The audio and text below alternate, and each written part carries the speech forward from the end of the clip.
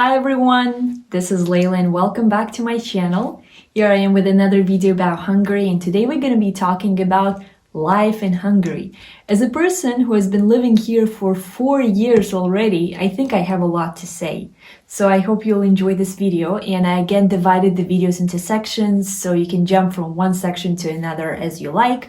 And if not, you can watch the entire video. The video is going to be very chill, so grab some snacks, tea, water, coffee, hot chocolate, whatever you like. It's winter, so yeah, and enjoy. I'm gonna be looking at my computer sometimes because I have some your guys' questions there, and I'll be answering those questions. So let's go. Question number 1 is, what is the cost of living in Hungary and how affordable is it for international students? So I'm going to be talking from my personal experience here, but I can say that it really depends on your lifestyle. So if you're someone who likes to spend a lot, of course, it's not really budget friendly. But if you're someone who likes to, I don't know, like budget and you don't spend a lot, you don't eat out a lot, I think it's pretty affordable for an international student. As a person who came here in 2021, it was still like COVID time. There were times when I survived like on $100 a month or even less. And there were months when I spent more than like, I don't know, there was a month when I spent maybe $3,000 a month. Yeah, it's crazy. So it really depends on your lifestyle and what you're doing, what you're buying, where you're spending your money. So I think the main two things that I'm gonna be highlighting here is first your rent. So the rent, if you're renting an apartment, I'm talking about renting. If you're staying in the dormitory, I have some like information about it in my previous video. I will link it somewhere here. But if you're renting an apartment or a place or a room, I think this is somewhere where most of your money will go. So if you're in Budapest, of course, it's more expensive, like much more expensive. But it also depends on where you're located, which part of the city. If you're closer to city center, of course, it's going to be more expensive. If you're a bit further, it's going to be less expensive, more cheaper. So that's the main part. So I live in Debrecen. It's the second biggest city. So rents are relatively cheaper here, but again, depends. If you're closer to the city center, more expensive. So it's all about finding the right apartment. I'm actually going to make another video on how to hunt a good apartment on a cheaper side, because I personally am renting a place and I'm living here alone, and I was very lucky to find a very good place on the cheaper side. So you can't, like, sometimes you can find such apartments, but sometimes not. So I'm going to be talking about it in another video, but I think rent is somewhere where most of your money will go. So the next part is food. And when it comes to food, as I said, it really depends on your lifestyle. If you're someone who is basically buying your groceries, coming home and cooking, you are fine. Basically, just cook your meal, and I think you won't spend a lot of money. But if you're someone who eats out a lot with your friends or alone, it doesn't matter, it's not really good because you're gonna spend a lot. Like, let's be honest, it's still Europe. Like, I don't know, sometimes I go eat out and I come back and I see that I just spent like from 30 to 50 bucks, and I'm like, oh, cool, nice. So that's why I think eating out is cool if you have budget for that. But if you're a student, like a broke student like me, I prefer to stay at home, do my own food prep and stuff like that. So yeah, I think food is the main part that consumes a lot.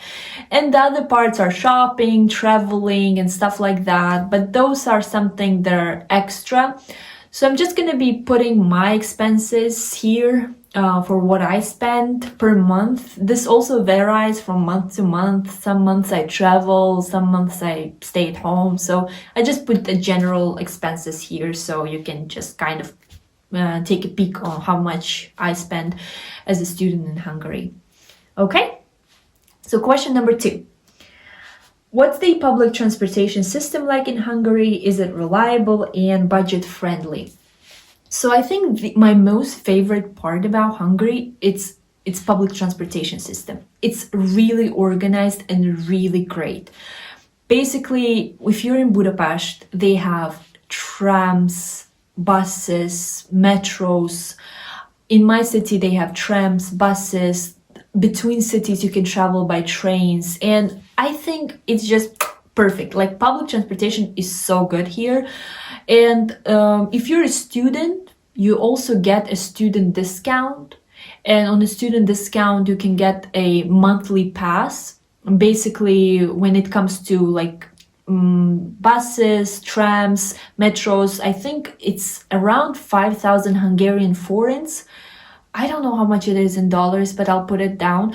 But basically, that's how much. Maybe I don't know what are the prices now. I personally don't use public transportation because I am biking. I'm riding my bike, which you can do as well if you want to avoid spending money on transportation. If you're in a smaller town, I think if you just buy a bike, it's really nice. Like, my city is very bike friendly. So, and even in Budapest, I saw a lot of people always biking around. So I think, yeah. But it's very, very, very organized, and it's very reliable too. When it comes to trains, there's also a Hungary pass, which is, I think, around 1,500 forints a month, and you just ride for free around Hungary. So I think it's a very good system as well. So yeah, I think one thing you should never be worried about when you come to Hungary, it's the public transportation, and very organized and very free. So for public transportation, these are the apps that I use for trains, trams, buses. So you can check them out if you're here in Hungary. Question number 3. How do students typically spend their weekends or free time? They get drunk and get wasted. Okay, so not that bad. I think it really, again, depends on your friend group, or I don't know, like, I think there is something for everyone here in Hungary. If you are a party person and you like getting drunk, you have that for you. If you're someone who is more introverted, you have that for you. If you're someone who just likes going to parks, we have parks, we have libraries, we have coffee shops. If you're someone who likes to, I don't know, like doing some hobby sports, there's always something for everyone. It's very, I don't know, like, it's very shameful to say, but I don't have actually many Hungarian friends, so I can't really say what Hungarians do, but I can say what international students do. International students usually gather together, like, based on the groups. So for example, I will talk about my friend group. We sometimes gather, go to like a coffee shop or like a cafe and eat something, talk, chat, play Uno and stuff like that. But I mean, if you've seen my videos from like 2 years ago, like, we have not changed a lot. But I mean, before we used to go out like at 3 a.m. randomly and just play Uno on the street. I don't know why we used to do that, but you know, there's always something for everyone. If you like sports, there's so many sports opportunities, like rugby, football. If you're a gym person, there's a really cool gym here. You can go into the gym, and gym, by the way, gives discounts for students as well.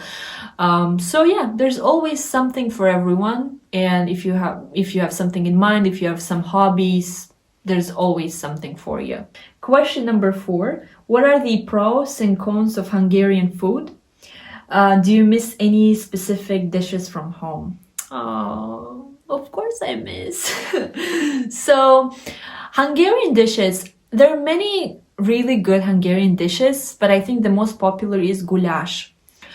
I've tried goulash back home, but the thing is, most of the Hungarian food has pork in them. So I personally can't consume pork, so that's why I didn't try much of the Hungarian dishes. But the good thing here is that, like, you can find any cuisine here. I think, like, here in my town, like in my city, Debrecen, there's more Arabic cuisine than it's Hungarian. Like, there's always some, like, Arabic, Turkish, I don't know, Greek food, so Indian, like you can always find something for yourself.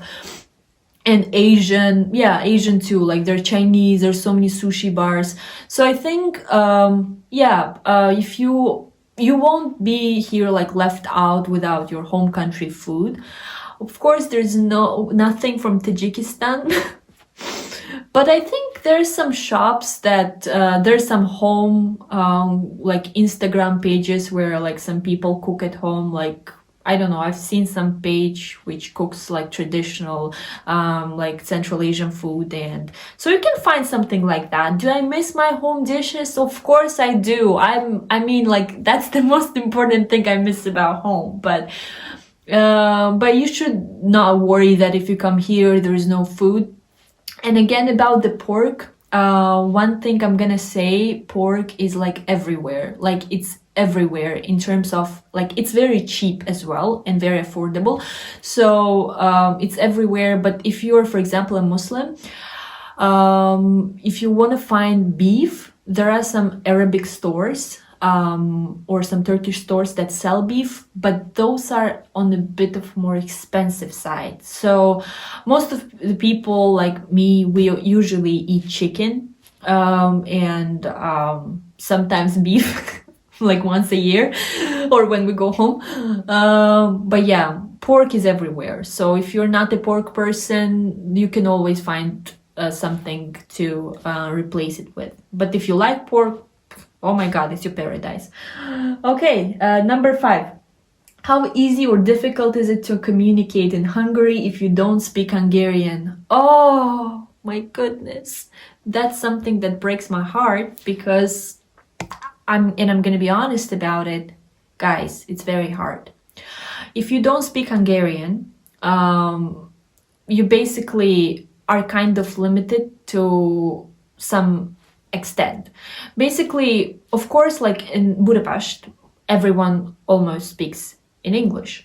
But when you come to smaller towns like mine or even smaller, you will face that a lot of people, they might be speaking English, but they won't speak either on purpose or they just are shy. So that's what some of my friends told me, that they're just shy, that they will make a mistake. So yeah, or some people just don't speak it on purpose. But I think the good thing about Hungary, which I like, is that when I first arrived here and I didn't know much, whenever I basically ask somebody like, hey, like I'm looking for this, and even though they don't speak like English, they would explain it in Hungarian. And I remember I met this lady when I asked her about my bus stop, and she was so passionate about it. She's like, yeah, see, like again, this, and I'm like, thank you. I don't understand. I didn't understand a word, but I love you. So yeah, basically, I think you won't be like, oh, okay, so it's not the end of the world if you don't speak Hungarian here. So that's the main part that you need to understand. If you come here, like most of the people know the basic stuff. Obviously, some governmental organizations, you'll have to use like translator, but come on, like everyone understands some basic stuff. So I don't think that you should be super worried about it.